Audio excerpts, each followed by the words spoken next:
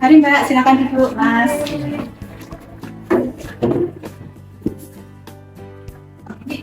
sore-sore malam dari jalan itu Mas. Ya, ini rencana mau menikah itu, Oh iya. sedikit konsultasi. Mungkin apa yang perlu saya persiapkan begitu untuk pernikahan besok. Kapan pernikahannya Mbak? Kurang lebih 3 bulan lagi.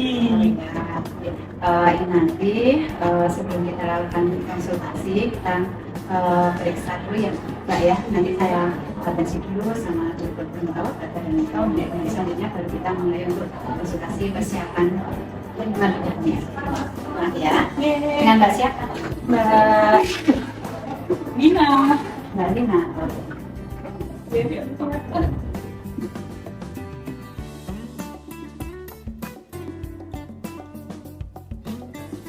Mbak Lina jadi mana? Saya kerja di ini tuh bikin roti di rumah. Kalau Mbaknya namanya? Saya namanya Joko.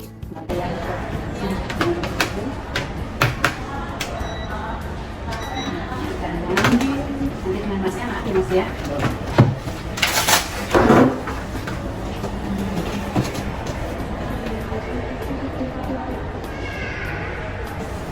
Itu Mas. Sebentar.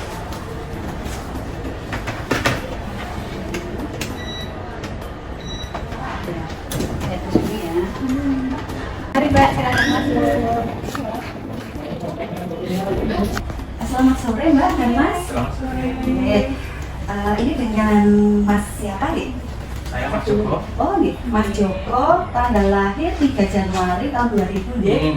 Kemudian yang Mbaknya Mbak Wina. Gitu. Oh, deh, tanggal 10 Mei 2002. Iya. Tadi sudah diperiksa ya sama Oh, bidannya. iya. Untuk berat badannya juga tadi sudah disampaikan. Sudah. Kemudian untuk lingkaran atasnya juga sudah diukur ya tadi Iya. ya 23 cm. Ya baik. Perkenalkan, kebetulan saya Bidan Elna yang bertugas pada sore hari ini. Nanti kita akan ngobrol atau berdiskusi terkait untuk persiapan kehamilan sih. Oke. Kalau nggak salah kan Mas Joko dan Mbak Wina mau melangsungkan Iya. untuk pernikahannya kapan ya? 3 bulan lagi. 3 bulan lagi ya baik. Kita akan ngobrol kira-kira Mas Joko dan Mbak Wina punya waktu berapa lama? Selalu sih Bu. Selalu enggak. Waktunya Dan kita ngobrol misalnya 5 sampai 10 menit deh. Ya. Baik, sebelum kita mulai untuk berdiskusi terkait kabar balik, mari kita membaca basmalah secara bersama-sama. Ya. Bismillahirrahmanirrahim. Nah, untuk persiapan kehamilan itu sendiri, mungkin dari Mas Joko dan Mbak Wina sudah tahu itu bagaimana kehamilan yang sehat? Belum sih. Oh, belum pernah dengar ya, baik. Jadi untuk kehamilan sehat ini bertujuan untuk mencegah terjadinya stunting ya, stunting. Nah, perlu dipersiapkan dari kesehatan fisiknya, kemudian dari kesehatan mentalnya juga. Kemudian selain dari kesehatan fisik dan mental juga perlu dipersiapkan untuk kesehatan finansial. Ya, sudah tertera di sini ya. Kemudian perlu adanya dukungan suami, kemudian dukungan keluarga juga, serta dukungan dari lingkungan itu sendiri. Kemudian kalau mengapa kok periode sebelum kehamilan ini perlu kita ketahui, kira-kira kenapa? Untuk mempersiapkan mungkin Bu. Untuk persiapan ya, Iya. Oke. Jadi kita perlu tahu untuk kehamilan yang ideal ya Mbak Ines ya. Kehamilan ideal itu sendiri kehamilan yang direncanakan, karena seperti kita ketahui sendiri sekarang juga banyak kehamilan yang tidak diinginkan. Kemudian untuk periode prakonsepsi itu sendiri, nah pernah mendengar apa itu prakonsepsi Bu? Atau Mas? Belum juga. Oh iya, iya. Jadi periode prakonsepsi ini adalah perawatan sebelum terjadi kehamilan dengan rentang waktu 3 bulan hingga 1 tahun sebelum konsepsi. Itu ya. Kemudian yang perlu disiapkan adalah status gizi wanita usia subur atau wanita pranikah itu sendiri selama 3 sampai 6 bulan pada masa ini. Oke. Seperti yang sudah ada di gambar. Kemudian untuk gizi seimbang mungkin pernah melihat gambar yang seperti ini? Pernah ya, isi piring ya sudah familiar ya. Jadi ini untuk gizi seimbangnya bisa untuk panduan. Kemudian untuk apa saja yang berada di gizi seimbang itu sendiri, yang pertama yaitu untuk mengkonsumsi makanan beraneka ragam. Ya, kemudian selain itu membiasakan perilaku hidup bersih. Kemudian melakukan aktivitas fisik. Jadi dalam keseharian juga untuk melakukan aktivitas fisik secara teratur. Kemudian mempertahankan atau memantau berat badan normal. Jadi itu untuk gizi seimbangnya. Kemudian ada juga untuk pesan khusus itu sendiri yang tadi disampaikan bahwa mengkonsumsi makanan beraneka ragam ya. Nah selama ini Mas Joko dan Mbak Wina untuk makannya kesehariannya bagaimana? Seadanya sih. Ceritakan Mbak. Nah, kalau saya ya paling cuma makan sehari 3 kali aja, terus nanti lauknya juga nggak terlalu banyak sih. Kalau saya lebih banyak untuk mungkin karbonya itu menurut saya lebih banyak daripada lauk Jadi yang sendiri. nasinya ya, Iya. nasinya lebih banyak. Iya, karena untuk lebih makan. aktivitas sehari-hari kan nanti Oh, iya. kalau cuma nasinya sedikit mungkin gampang apa. Oh jadi. Kalau Mbak Wina sendiri untuk Saya kurang keseharian- suka sayurnya. Oh, kurang Iya. suka sayur ya, baik.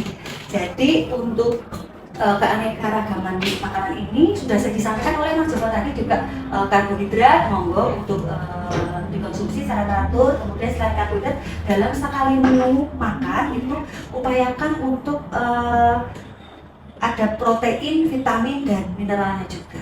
Jadi seperti yang ada di gambar yang sebelumnya tadi Oh, ya, iya. isi piringku seperti ini ya. Iya. Ya.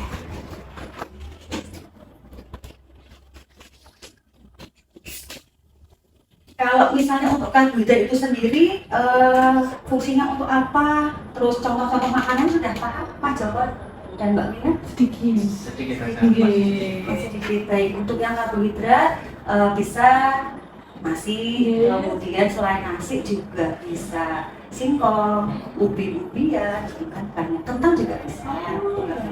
Kan ya? Kemudian untuk yang kebutuhan protein mungkin bisa ambil dari ikan, kemudian dari daging, telur. Kemudian untuk yang lemak itu bisa kebutuhan untuk lemaknya itu dalam sehari sekitar 20 sampai 30% ya. Kemudian lemak itu berperan dalam penyerapan vitamin A, vitamin D, vitamin E dan vitamin K. Kemudian untuk serat, nah kalau untuk serat ini bisa mengurangi terjadinya ambeien ya. Jadi di sini serat ini bisa sayur-sayuran dan buah-buahan. Monggo untuk semua sayur dan buah silakan Mbak Wina dan Mas Joko. Kemudian kalau untuk kafein, nah untuk kafein mungkin Mas Joko Saya suka banget kopi. kopi deh. Baik untuk kafein ini seperti yang terdapat di dalam kopi ya. Jadi dari hasil penelitian menunjukkan bahwa 200 sampai 300 mg kafein per hari dapat mengurangi kesuburan. Oke. Dan sekitar 27% itu dari hasil penelitian. Iya. Kemudian untuk asam folat, nah, pernah mendengar itu apa istilah asam folat? Pernah sedikit. Oh, pernah sedikit. Maksudnya pernah dengar aja. Oh, iya. Jadi untuk asam folat dan zat besi ini perlu dikonsumsi sebelum kehamilan. Bahkan bisa dilanjutkan sampai kehamilan trimester 1. Oke. Dari yang apa sudah kita bicarakan tadi, mungkin ada yang perlu didiskusikan kembali, Mbak? Oke, mungkin saya izin bertanya Bu untuk berkaitan dengan stunting tadi yang di awal ya Bu ya. Mungkin bisa dijelaskan kembali untuk stunting itu bagaimana? Oh, jadi baik. Jadi stunting itu suatu kondisi di mana seorang anak itu pertumbuhannya, jadi tinggi badan atau panjang badan anak itu tidak sesuai dengan anak seusianya. Nah, kondisi ini tidak terjadi secara tiba-tiba, tetapi itu terjadi dari kejadian-kejadian yang lama. Jadi bisa jadi dari ibunya yang sebelum kehamilan, dari pola makannya. Nah, untuk menghindari hal-hal tersebut, kita siapkan untuk dari yang sekarang ini, untuk gizi prakonsepsi ini. Seperti kalau kekurangan gizi pada ibu juga bisa menyebabkan terjadinya stunting. gitu. Atau juga sering kita mengetahui adanya obesitas ya, obesitas atau kegemukan. Nah, obesitas ini kalau misalnya terjadi pada ayah, itu dari hasil penelitian mengganggu kesuburan atau mempengaruhi kualitas dan kuantitas sperma itu. Gitu ya. Nah, jadi ini pentingnya kenapa kita perlu ngobrol pada sore ini. Oh gitu.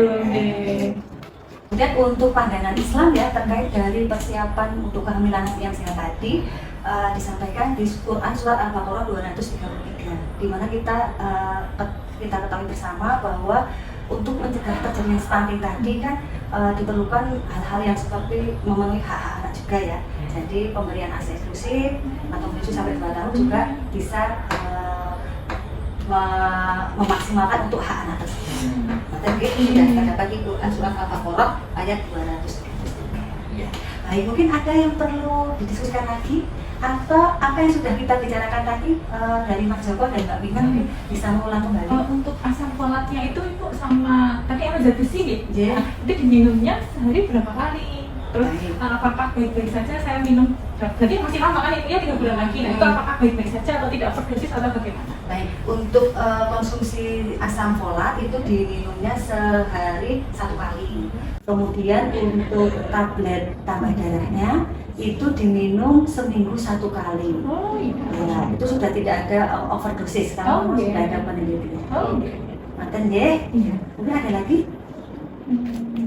Sampun ya, ya baik kalau sudah cukup mungkin Mas Joko dan Mbak Wina bisa mengulang apa yang sudah kita bicarakan tadi sekilas-sekilas saja mungkin Ya itu tadi minum obatnya ya Bu ya. Nanti kayaknya ada 2 yang tadi jenengan bilang itu asam folat dan 1 tablet yang tadi ya Bu yang tambah darah yang seminggu sekali itu diminum minimal 3 bulan sampai 6 bulan sebelum gitu. Nah itu terus konsumsi kopinya, terus isi piringku tadi kalau bisa dipenuhi, sesuai rekomendasi tadi gitu. Sama apa lagi ya? Untuk pencegahan stunting. Pencegahan stunting, jadi persiapan kehamilan yang sehat ya Mbak ya. Ya, sih mantap. Nah, sepertinya Mas Joko dan Mbak Wina udah siap ini. Sudah siap. Nikah untuk mempersiapkan kehamilan yang aman. Saya kira sudah cukup ya untuk diskusi pada sore hari ini. Semoga bermanfaat untuk kita semua dan mohon maaf jika mungkin banyak kata-kata saya yang kurang berkenan. Nah, untuk itu marilah kita membaca doa bersama-sama. Alhamdulillah, alamin. Monggo sudah ngobrol ya Mas Joko dan Mbak Wina. Terima kasih banyak.